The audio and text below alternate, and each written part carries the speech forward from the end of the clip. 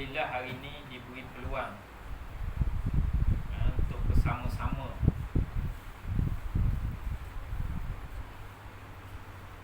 yang dihormati seperti Ustaz Mek kita, Tok Guru belaka dah sini,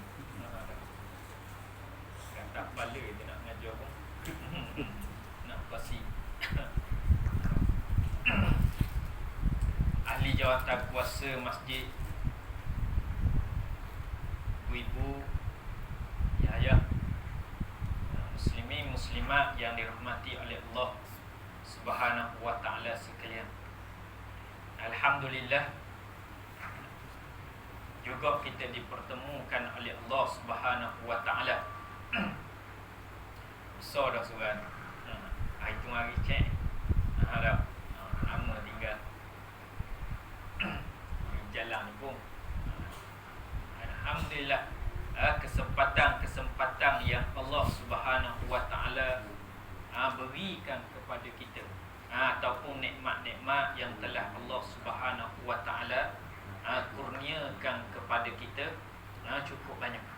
Dalam kesusahan kita, dalam keadaan pengharapan kita kepada Allah Subhanahu wa ta'ala, Allah Subhanahu wa ta'ala akan tetap terus menyampaikan nikmat-nikmat dia dan hajat-hajat kita. Boleh jadi susah sikit, boleh jadi perlu kita berusaha sikit untuk mendapatkan sesuatu keinginan kita ataupun keperluan kita yang kita minta daripada Allah Subhanahu wa ta'ala di sisi Allah Subhanahu wa ta'ala. Kerana tak ada sebab lain kehidupan kita di atas dunia ni nilai kehidupan kita di atas dunia ni hanya dibandingkan ubudiah kita kepada Allah Subhanahu wa ta'ala ataupun sifat perhambaan kita kepada Allah Subhanahu wa ta'ala. Kerana di situlah kita solat 5 waktu sehari semalam. Kita berbaiat, kita berjanji dengan Allah Subhanahu wa ta'ala. Biasa perjanjian, ikat janji ni, kalau kita sesama manusia ni dah ikat hari-hari, boleh jadi saat kita nak meminjam sesuatu, memerlukan sesuatu, waktu tu kita ikat janji. Janji kita berapa tahun, janji kita berapa lama, namun cuba tengok, cuba perhatikan janji kita dengan Allah Subhanahu wa ta'ala. Bila mana kita solat fardu 5 waktu sehari semalam yang wajib kepada kita, di sana ada satu doa yang mula-mula kita baca. Apa dia? Doa iftitah, doa pembukaan kepada solat kita, yakni surat perjanjian kita dengan Allah Subhanahu wa ta'ala. Inna salati wa nusuki wa mahyaya wa mamati lillahi rabbil alamin. Bukan sahaja solat kita tersebut kita ikat janji, cuma tak saing. Solat kita tu saing lah, kita tak ada pen saing je. Secara rasmi tak nampak. Tapi itulah yang kita buat hari-hari. Solat aku yang kita persembahkan, yang kita duduk, kalau disebut tunggal-tunggi pun hal tu lah.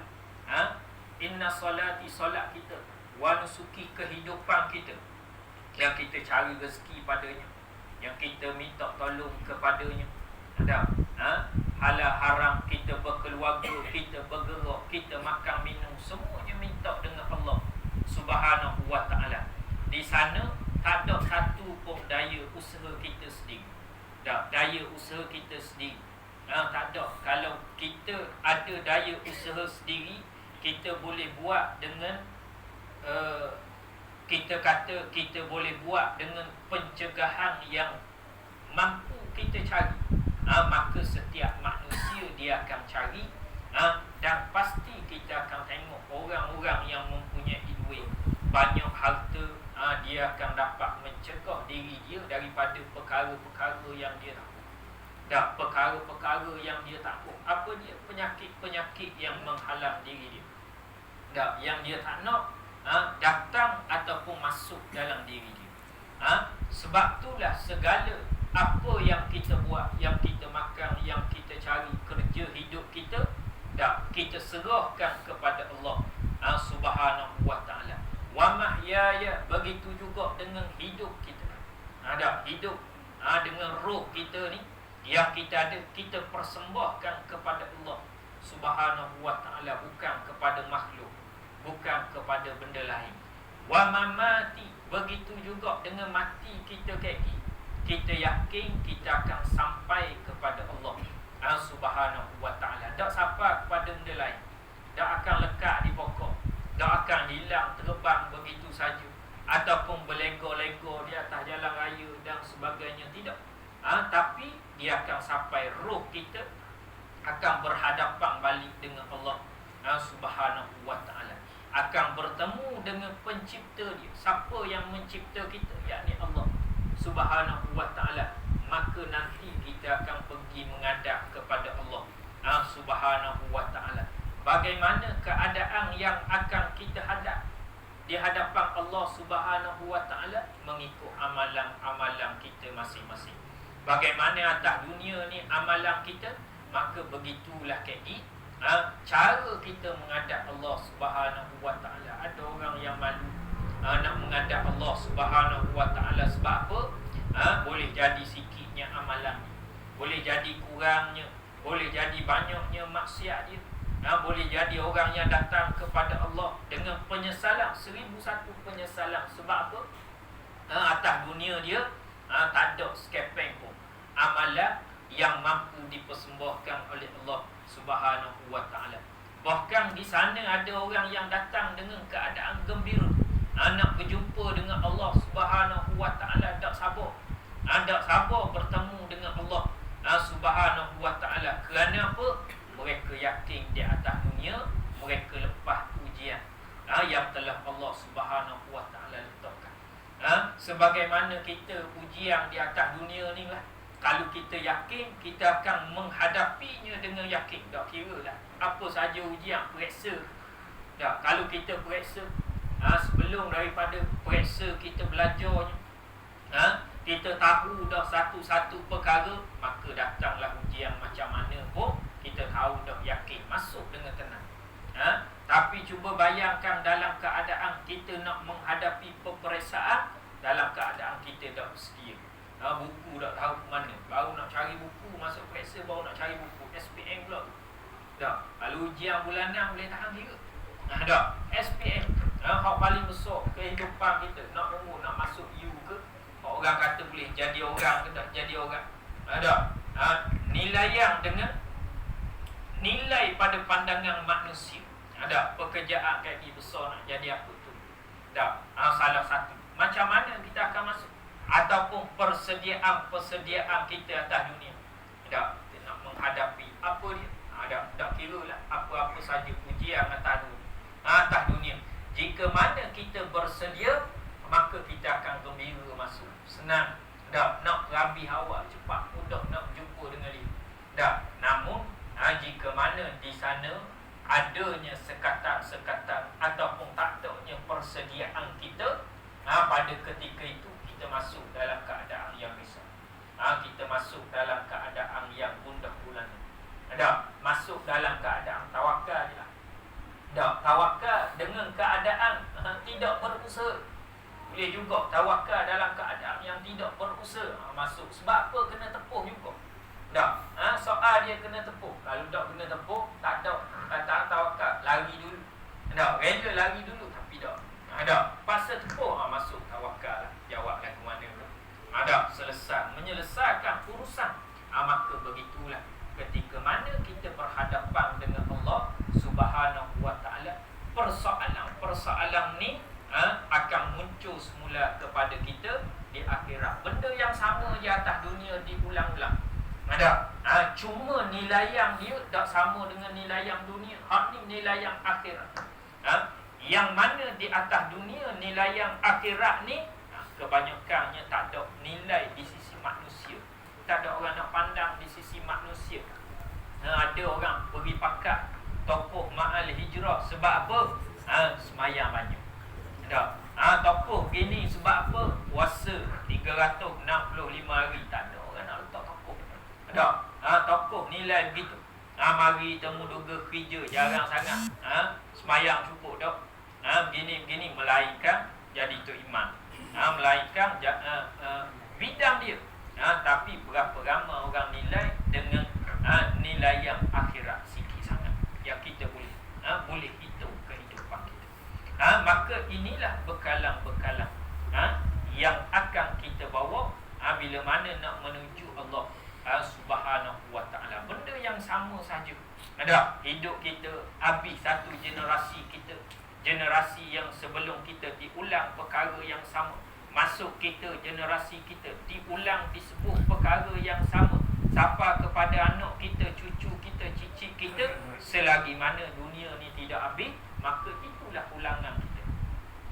Apa yang kita buat ni, yang disebut kepada kita oleh baginda Nabi sallallahu alaihi wasallam, ad-dinun nasihat. Ada din, yakni agama sebagai nasihat kepada kita. Panduan kepada kita untuk kita menjalani kehidupan kita di atas. Kehidupan kita di atas dunia ini, maka itulah panduan yang akan kita bawa. Bagaimana kita nak menjalani kehidupan kita? Tadi kita berjanji dengan Allah Subhanahu wa ta'ala 17 kali satu hari sekurang-kurangnya. Sekurang-kurangnya bagi orang yang baca doa iftitah. Dan kalau tak baca doa iftitah, dia tidak berbai'ah lah dengan Allah, tidak berjanjilah dengan Allah. Sama saja. Sama saja. Itulah janji dia dengan Allah nak hidup. Namun bila mana habis sahaja ibadat ta'abbudi kita, penyembahan kita kepada Allah Subhanahu wa ta'ala di luar kehidupan kita, kerja buat kita, keluarga kita dengan masyarakat, kalau kita terlibat dengan ekonomi jual beli peniaga, kita dengan pekerjaan kita dengan amanah yang telah diberikan kepada kita, tanggungjawab yang telah diberikan kepada kita, sama ataupun tidak, selari ataupun tidak dengan apa yang telah kita janjikan di dalam solat kita tadi. Kerana apa? Di sana dia akan dihitung oleh Allah Subhanahu wa ta'ala. Tidak terlepas sekelip mata, hatta sekelip mata pun malaikat yang akan mencatat segala gerak kerja buat. Kita daripada orang manusia mungkin terlepas. Terlepas. Tengok kita boleh nusuk kau ni tak boleh jumpa dengan orang tu, boleh terlepas. Tapi dengan malaikat Allah Subhanahu wa ta'ala tidak akan terlepas walaupun satu. Maka setiap saat hari ni kita tahu dah apa yang telah kita buat. Start daripada bangun tidur tadi, sampai waktu ini kita boleh catat satu persatu. Bukan per minitnya, per saatnya kita mampu buat. Tidak mampu buat. Namun kena ingat, di sana buku catatan per saat kita tu ada di sisi Allah Subhanahu wa ta'ala. Apa yang telah kita buat dicatat dan akan dibentangkan oleh Allah Subhanahu wa ta'ala esok. Maka esok kita tengok semula buku catatan amalan kita. Banyak amalan kebajikan ke, banyak amalan keburukan ke, banyak amalan yang sia-sia ke, maka kita boleh nilai esok. Bahkan dia akan datang banyak. Tak kira lah sepanjang umur kita lah. Diangkatnya satu persatu amalan. Turun buku amalan lain pula dicatat. Habis buku tu naik, amalan tersebut turun. Maka begitulah amalan kita akan dihitung di hadapan Allah Subhanahu wa ta'ala.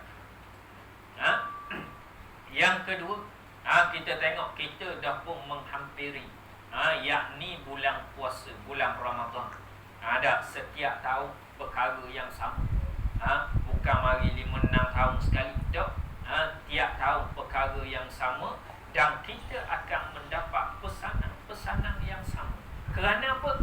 Kerana kita melakukan perkara-perkara yang sama sahaja. Berpuasanya, kesalahan pun kesalahan yang sama je, kelalaian yang sama saja, ketaatan yang sama saja yang kita buat, maka pesanan dia pun datang perkara yang sama juga kepada kita.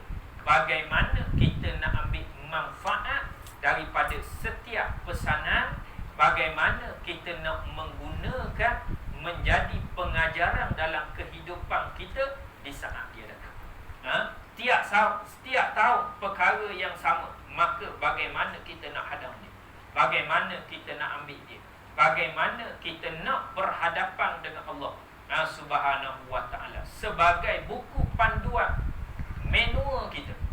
Bila mana kita masuk bulan Ramadan, ada buku manual. Padahal kita tahu dah. Kita tahu dah. Kadang-kadang orang tak nampak pun. Kita teruja. Contoh, beli kereta, dia ada buku manual dia. Kereta ni buku manual dia lain. Kereta ni buku manual dia lain. Kita guna sama je, tak tengok dah. Pakai naik sama je kereta. Gohit sama, ni sama. Kadang-kadang boleh jadi silap.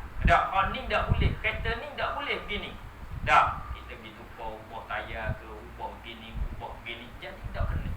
Tak kena, jalan sekejap boleh, berkali. 6 bulan mungkin boleh hidup lagi. Lepas tu mula rosak benda tu, rosak benda ni. Sebab apa? Kita dah ikut manual. Kita buat pandai kita, walaupun hak kita. Maka begitulah datangnya Ramadan. Bagaimana kita nak ikut manual yang telah ditetapkan oleh Allah Subhanahu wa ta'ala, panduan yang telah ditetapkan oleh Allah Subhanahu wa ta'ala. Ibadat kita ada manual kita, ada manual belaka daripada Allah Subhanahu wa ta'ala. Tak ada satu pun. Ada daripada Allah secara khusus. Tengok daripada baginda Nabi sallallahu alaihi wasallam, daripada sunnah-sunnah dia, daripada para sahabat yang buat, daripada para tabi'in sehinggalah kepada ulama kita. Boleh pakai manual ni, tambahan dan sebagainya, untuk menyempurnakan satu-satu ibadat kita kepada Allah Subhanahu wa ta'ala. Lebih-lebih lagi ibadat Ramadan kita. Bagaimana kita akan masuk Ramadan kita? Seperti skala, memang seperti skala. Ada penambahan, ada pengurangan, maka itu di atas hitungan kehidupan kita. Macam mana kita nak menghadapi Ramadan untuk kali ini? Hak lepas-lepas dah boleh jadi comel, maka hak kali ni nak lagi comel, ataupun sama saja, ataupun biasa saja. Hak tu atas diri kita masing-masing. Bagaimana kita nak masuk, bagaimana kita nak menghadapi, dan bagaimana kita inginkan ibadat kita di hadapan Allah Subhanahu wa ta'ala. Kalau rumah kita nak comel ke nak biasa-biasa. Orang yang ada duit, dia nak comel, ikut dia. Kereta kita, kereta kita lagu mana? Kalau boleh hak comel, nak hak comel. Tak apalah, saya kereta tak ada tayar sendiri pun masa boleh kereta. Tak ada masa orang nak gitu. Tak ada, biarlah boleh rumah, tak ada atap pun masa rumah. Tak ada orang nak. Bocor sikit pun kita rambut. Kalau time hujan, time tak hujan tak apalah. Time hujan macam mana susah. Tak ada hak tu bocor pula situ. Tak ada pula situ. Cakap beli beledi kita. Biar beledi 2 yang 10 pun. Banyak-banyak. Susah juga. Maka begitulah ketika mana kita nak beribadat kepada Allah Subhanahu wa ta'ala. Apa keperluan kita yang kita telah sediakan? Apa bekal kita yang akan kita sediakan nak mempersembahkan di hadapan Allah Subhanahu wa ta'ala? Kita tengok apa yang disebut oleh Allah Subhanahu wa ta'ala. Kutiba alaikumusiyam kama kutiba alal ladzina min qablikum la'allakum tattaqun. Tujuan apa Allah Subhanahu wa ta'ala jadikan ibadat puasa ni kepada kita? Matlamat dia yang terakhir, yakni la'allakum tattaqun. Matlamat puasa kita adalah membentuk insan insan, membentuk generasi, membentuk umat, membentuk keluarga yang bertakwa. Ada keluar takwa. Keluar sempurna sebagaimana Allah Subhanahu Wa Taala nak. Macam kita nak hasil sesuatu yang kita buat mesti sempurna. Tak puas hati. Tak, kalau buat suatu perkara tak puas hati. Cuba bayangkan. Maka begitulah ibadat yang hendak kita lakukan, yakni puasa ni, takwa, yang telah ditetapkan targetnya oleh Allah Subhanahu Wa Taala, bukan semata-mata ibadat semata-mata. Buat ni ibadat puasa, ni ibadat solat, lepas tu apa lagi, sedekah, zakat, hanya ibadat semata-mata. Tidak. Di sana ada matlamat khusus yang telah ditetapkan oleh Allah Subhanahu Wa Taala. Sebab itulah sebahagian para ulama sebut kepada kita apa dia? Tarbiyah Ramadan. Ada tarbiyah ni apa? Didikan, pendidikan. Ada pendidikan kepada kita, nak mengajar kita apa dia? Menjadi insan yang sempurna balik. Ada itu masuk pendidikan yang tujuan apa tahun ni? Nak pandai, ada hak nak jadi doktor, dia akan masuk aliran dia. Ada masuk bab beki kereta, nak jadi benda besar. Doktor tapi beki kereta. Ada melainkan cita-cita saya doktor, ada tapi kena aliran beki kereta, nak buat macam mana tu lain. Tengah belajar nak jadi doktor ni. Doktor kereta betul juga. Doktor enjin betul juga. Doktor cocok orang. Lain. Lain. Maka itu tujuan pendidikan. Mesti ada matlamat yang kita belajar. Matlamat yang kita nak tuju dia, apa dia hari ni, pendidikan hari ni. Maka begitulah ibadat puasa kita, proses menyucikan jiwa kita. Proses menyucikan jiwa kita, nak balik asal semula. Balik asal macam mana? Balik asal sebagaimana kita baru dilahirkan oleh kedua ibu bapa kita. Apa dia? Ketika mana kita dilahirkan, bersih, tanpa dosa, suci, berada dalam fitrah agama Islam, selamat daripada anasi yang buruk. Maka itulah keadaan yang kita nak ketika mana kita masuk bulan Ramadan, puasa bulan Ramadan. Kita ada lebih kurang seminggu, 7 hari. Lebih kurang 7 hari lagi. Persediaan yang perlu kita buat untuk berada di dalam bulan Ramadan. Biasa learning, dengar bila mana datang dia Ramadan, kita akan ingat raya. Ingat raya dulu daripada Ramadan.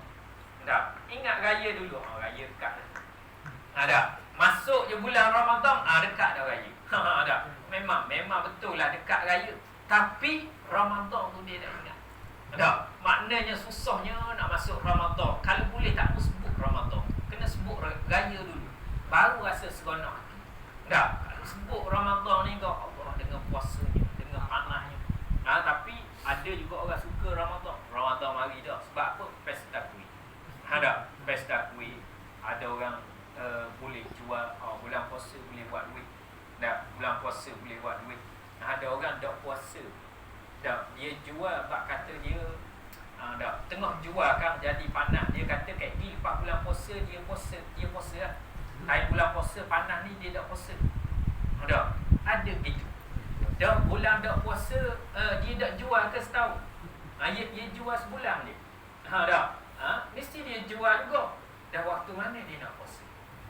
Waktu mana dia nak ganti? Waktu mana dia nak ganti? Keadaan dia puasa, ibadat yang kita lakukan, bukan sesenang itu. Kita tinggal boleh ganti dak. Tinggal boleh ganti dak. Betul kita kena kewajipan atas kita ganti. Tapi kita tinggal dengan sengaja, dosanya kepada kita bukan dosa biasa-biasa, dosa besar, kerana kita mencari dunia lebih daripada akhirat kita. Maka apa persediaan yang perlu kita buat untuk berada di dalam bulan Ramadan?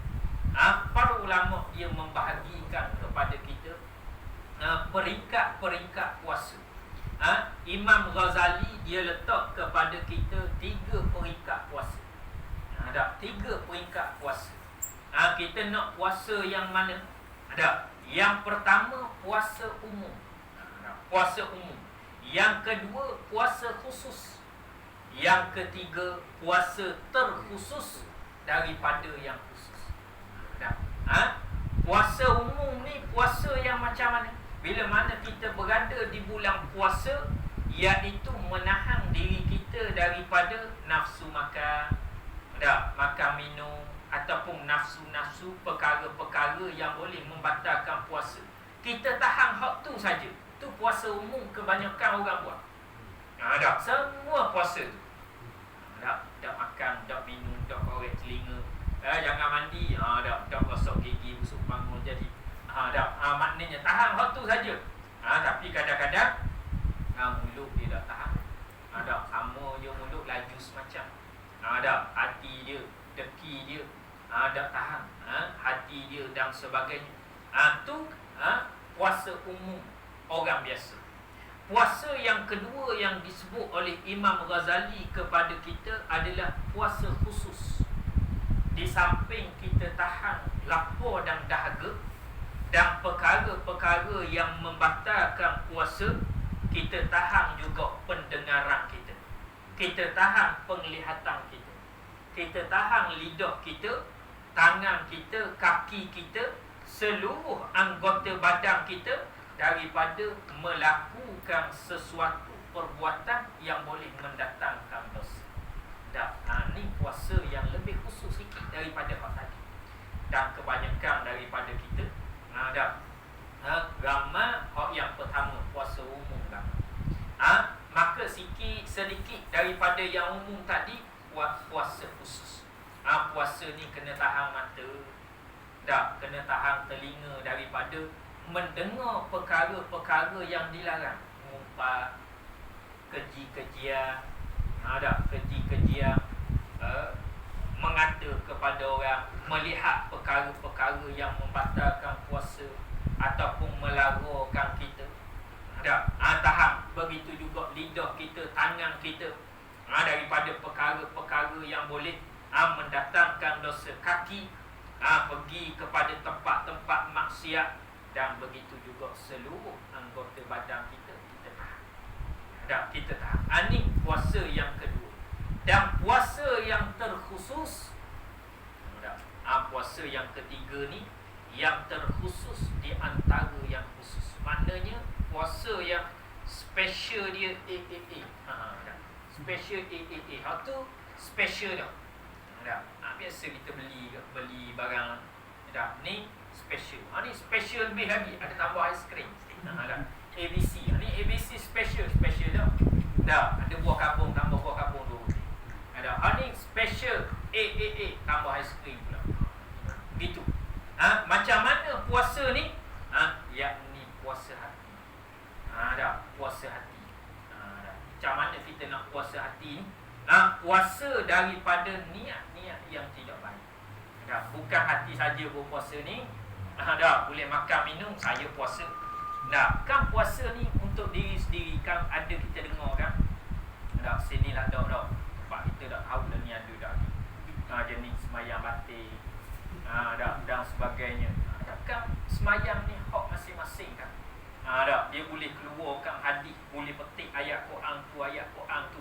Kita mengegar nak cari ayat Quran mana, dia boleh cari. Maknanya dia kaji Al-Quran, nak ambil nak letak, nak beri hujah kepada dia, tambuhnya semayang macam kita semayang. Dia semayang juga, dia kata semayang batin. Kan semayang ni hati. Dalam hati kita dengan Allah saja yang nampak semayang kita. Kalau kamu semayang pun depan ni tunggang-tunggik, lepas tu mulut dak puasa, tudung dak pakai, dak puasa. Mulut mengata kat orang, telinga dak ni, puasa. Semayang buat apa dia? Semayang buat apa? Dak pandang dari satu sudut tu nak sabah juga. Nak sabah juga, tapi satu sudut salah lah. Salah lah. Memang semayang ni, puasa ni, ada amalan ni. Bukan saja dengan hati, dengan amalan, dengan perbuatan. Amalan-amalan perbuatan syariat yang mesti kita kena tunjuk. Hak nilai tu Allah, bukan kita nilai. Dah, Allah suruh semayang sebagaimana yang Rasulullah sallallahu alaihi wasallam semayang. Tak ada pun dalam Al-Quran sebut. Dah, cara Rasulullah semayang tak ada dalam Al-Quran. Rasulullah tunjuk dalam hadis-hadis dia, kita boleh tengok. Begitu juga dengan puasa. Dah, Rasulullah tunjuk dengan hadis-hadis dia, bahkan dengan diri dia sendiri, macam mana kita berpuasa. Maka puasa yang ketiga ni, di samping dua puasa tadi, puasa umum, puasa daripada perkara yang membatalkan puasa, puasa tahan anggota kita daripada perkara yang melalaikan, puasa yang ketiga ialah puasa hati daripada niat-niat yang rendah dan fikiran-fikiran duniawi, serta memalingkan diri secara keseluruhan dari segala sesuatu selain Allah Subhanahu wa ta'ala. Bahkan puasa ini dianggap batal dengan tertujunya fikiran pada sesuatu selain Allah Subhanahu wa ta'ala dan hari akhir. Nah, kita duduk tengah hari, duduk nemu Pak Mayang Zuhur, kayak gini nak makan dia. Dah hari lalu kayak gini nak makan dia, batal dah puasa yang ketiga. Bukan puasa kita batal, kena faham oleh. Puasa terkhusus ni ada dah. Sebab apa? Ingat pada nafsu makan dah kita. Dah, ingat pada nafsu makan. Duduk nengung ingat dunia lasi dah dia ni. Dah. Kayak gini nak raya macam mana kita? Zaman-zaman Covid gini. Nak duduk jarak lagi ke? Gini ke? Maka bila mana datang saja dunia, maka dia terbatal puasa yang terkhusus. Macam mana kita nak buat kamu? Tak? Melainkan puasa ni, di antara kata ulama, diberikan kepada para nabi, alaihimussalatu wassalam. Yang kedua, orang yang dipilih oleh Allah Subhanahu wa ta'ala, orang yang telah tercerahkan hati nurani dia oleh Allah Subhanahu wa ta'ala. Allah pilih. Allah pilih. Sebab tu pilihan-pilihan Allah Subhanahu wa ta'ala ni, segala sesuatu ni kita kena minta dengan Allah Subhanahu wa ta'ala. Nak semayang kita kena minta dengan Allah Subhanahu wa ta'ala. Nak puasa kita kena minta dengan Allah Subhanahu wa ta'ala. Pada kita lorongkan hati kita untuk berpuasa, lorongkan hati kita boleh elok daripada perkara-perkara yang haram, perkara-perkara yang membatalkan puasa, supaya Allah jaga mulut cakap perkara diqim wasyuhada iwassalihin. Ni jalan ni hak kita nak ikut daripada para nabi, nabi-nabi alaihimussalatu wassalam, wasiddiqin, orang yang benar, sentiasa menyatakan kebenaran dia di atas jalan agama Allah Subhanahu wa ta'ala. Orang marah tak marah pun dah, dia menyatakan kebenaran, hak mana benar. Qulil haq walau kana mur. Dah, sentiasa bercakap benar walaupun dibenci orang, orang tak suka. Wasyuhada, dan juga para syuhada yang mempertahankan agama Allah Subhanahu wa ta'ala, kita nak ikut. Ni nak potong bab jihad. Jihad, bab jihad nak potong. Kita kena ubah jihad ni, tak boleh tafsir dah begitu. Kena tafsir jihad ekonomi, jihad begini, nak lari. Jihad tidak semestinya perang. Tak mestinya kita sebarkan agama Allah Subhanahu wa ta'ala ni dengan perang. Negara kita kita tak perang sama sendiri, maka kita boleh jihad dalam bentuk yang lain, mempertahankan agama kita dengan kuasa. Orang yang ada kuasa, tahankan dengan kuasa. Dengan mulut kita, orang yang mampu pertahankan nasihat dengan mulut, nasihat dengan mulut. Masing-masing. Yang baginda Nabi sallallahu alaihi wasallam, orang yang tak mampu kan, aku nasihatkan dia mari katok. Dak pasalnya mari katok, nasihat dengan hati, kita benci dengan hati. Dak benci dengan hati, kata Rasulullah, tu selemah-lemah apa iman, selemah-lemah iman. Dak kita mari tengok, dak mari orang puang, dak comel, dak kita mulut subhanallah, Tak, mata kau pula astagfirullah kau tengok. Tu. Ataupun mari perkara-perkara maksiat yang berlaku di hadapan kita, tak ada pun kita rasa nak benci. Tak, rasa nak benci. Benci di dalam hati ni selemah-lemah iman, kata Rasulullah sallallahu alaihi wasallam. Maka tak ada lagi kurang daripada itu. Kurang daripada benci dalam hati. Orang yang mampu berkata-kata, kuatlah iman dia. Orang yang mampu halang dengan kuasa, ni pihak kuasa, bukan kita lah. Ada, bukan kita. Dengan mulut, boleh jadi kita. Ada sebahagian daripada kita. Dalam hati, semua kita mampu. Tak, semua kita mampu. Maka hal ni yang menjadi prasyarat kepada kita. Tak, prasyarat untuk kita menegakkan agama Allah Subhanahu wa ta'ala. Bukan khusus kepada para syuhada saja. Tak, bukan khusus kepada para ulama saja. Bukan khusus pada para pendakwa saja. Pendakwa berapa orang?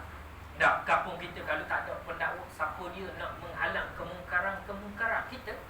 Tak, kita yang akan menghalang kemungkaran yang muncul, yang ada. Ni perkara-perkara yang mesti kita kena tengok. Dan ni 3 tingkatan puasa ketika mana kita nak menghadapi. Ada. Maka yang pertama, yang kedua, kita boleh pilih. Kita pilih dengan pengharapan kita kepada Allah Subhanahu wa ta'ala supaya Allah bantu kita. Allah bantu. Moga-moga kalau kita dapat buat yang kedua tu, tahun ni kita mampu yang kedua, moga tahun depan Allah rezekikan kepada kita yang ketiga. Kita boleh tinggal dunia seluruh. Maknanya puasa kita tertumpu khusus kepada Allah Subhanahu wa ta'ala. Senang susah. Susah. Yang ketiga ni, macam mana ingat anak isteri, kan nak tinggal, nak pergi beruzlah. Nak beruzlah, nak pergi nusuk, nak berpuasa dalam tah. Ingatkan anak isteri pula. Tahu orang kata macam-macam pula. Tinggal anak isteri dan sebagainya. Maknanya iman kita masih belum mampu lagi. Masih belum mampu. Melainkan yang Allah lorongkan hati dia, yang Allah berikan hati dia untuk sampai kepada situ. Yang ketiga yang disebut kepada kita, baginda Nabi sallallahu alaihi wasallam sebut, man shoma Ramadan imanan wa ihtisaban ghufira lahu ma taqaddama min dzambi. Barang siapa yang berpuasa Ramadan atas dasar iman dan juga mengharapkan pahala, keredaan daripada Allah Subhanahu wa ta'ala. Tengok apa ganjaran yang Allah Subhanahu wa ta'ala berikan. Ghufira lahu, diampunkan dosa-dosanya, ma taqaddama min zambi, dosa-dosanya yang telah lalu. Dan sebab tu disebut bila mana kita keluar saja daripada Ramadan, kita menjadi manusia yang baru. Menjadi manusia yang baru. Kita boleh bezakan bawa kereta lama, kereta baru lagu mana. Bawa kereta lama lagu mana. Kejap-kejap seduh, kejap-kejap seduh. Kejap-kejap hak ni mampu, hak ni hilang. Signal tak ada, lampu kejap-kejap hidup. Nak pecup pun tak ada, pick up tak ada. Pergi teratai. Kita ni kalau nak beli mungkin payah hak. Nak beli, pergi je pusat-pusat teh kereta. Lah nak teh, tiba baru teh saja bawa. Minggu ni pergi kereta, pergi pusat. Dah ada. Tak rasa banyak model. Hak lama tak ada. Hak lama tak ada. Tak mampu nak beli kita, balik kurang nak rasa. Tak ada pandai, makan pecik. Tak suri juga tuan. Suruh orang pecik itu tukar bawa. Kalau orang tanya, kita boleh rasa belaka dah. Atiwa bawa dah, HRV bawa dah, Stong bawa dah, benda dah bawa. Apa tu kepang je dah bawa. Tu orang hak ada kereta hebat-hebat, belum tentu naik belaka. Naik dah, bawa je dah lagi. Maknanya perbezaannya begitu. Atas dunia kita boleh bandingkan hal begitu. Tapi di akhirat bagaimana kita nak bandingkan? Melainkan Allah sebut, Nabi sallallahu alaihi wasallam sebut kepada kita, siapa yang masuk Ramadan. Sebab itulah bila mana seminggu lagi sebelum Ramadan Ada. Raya ni dia akan datang kepada kita. Ada, jangan bimbang.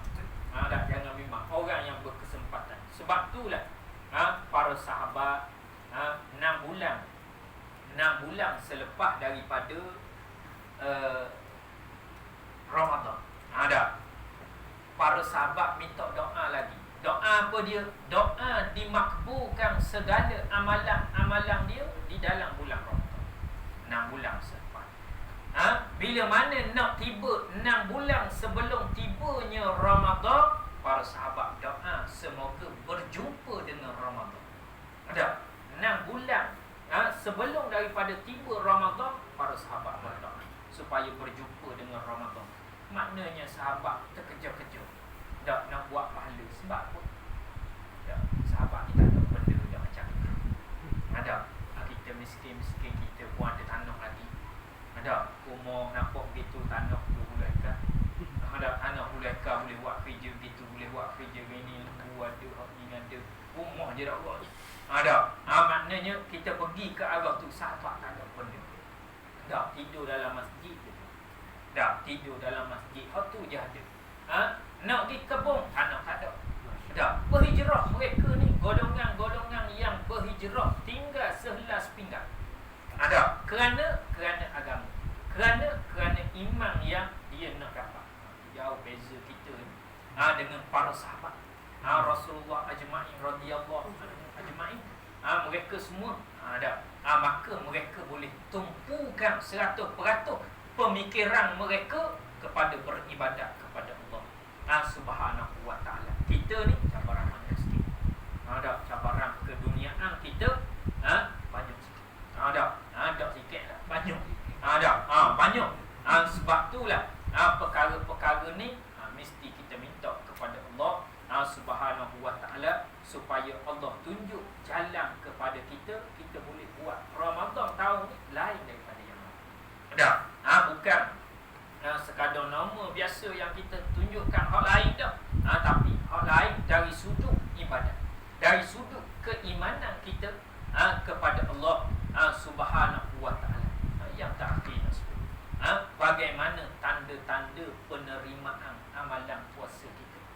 Para ulama dia letakkan beberapa kaedah kepada kita ataupun petunjuk kepada kita.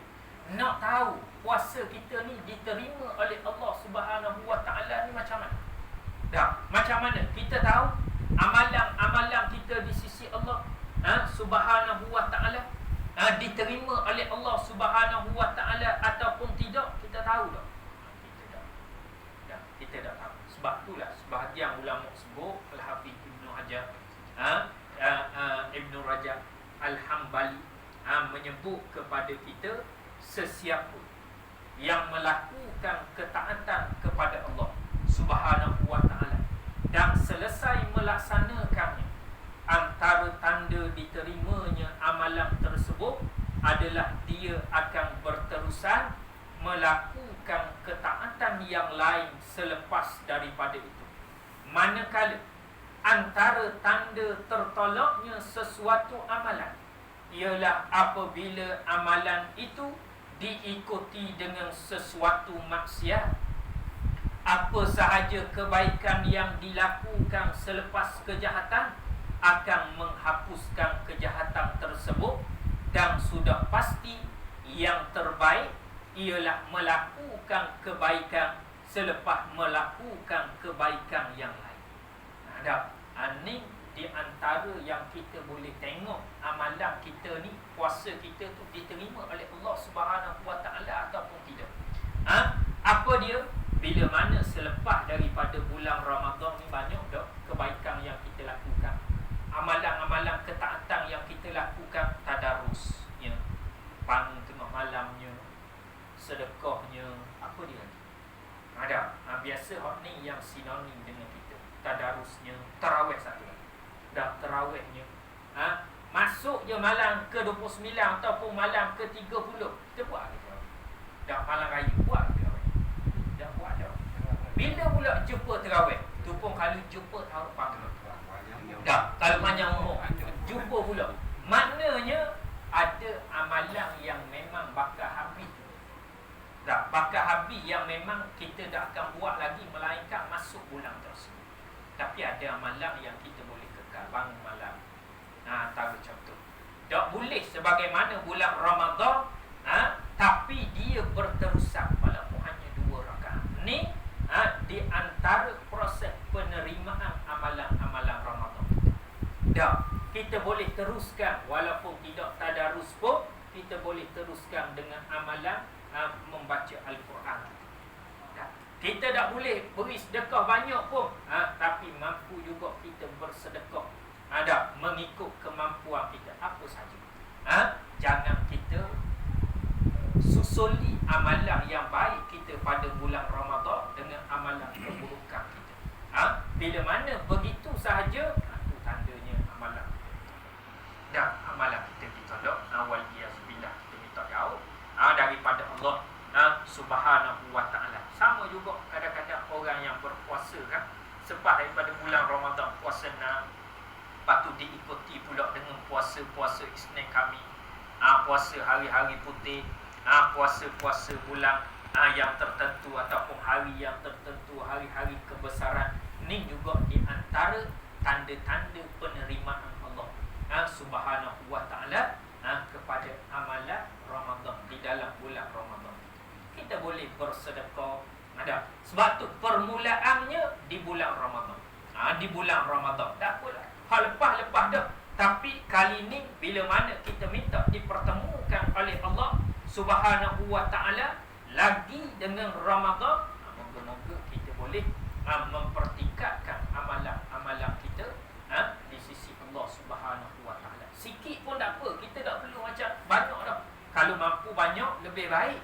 Tapi kalau tak mampu, kata Nabi sallallahu alaihi wasallam, ahabbul a'mali ila Allah ta'ala adwamuha wa iqalla.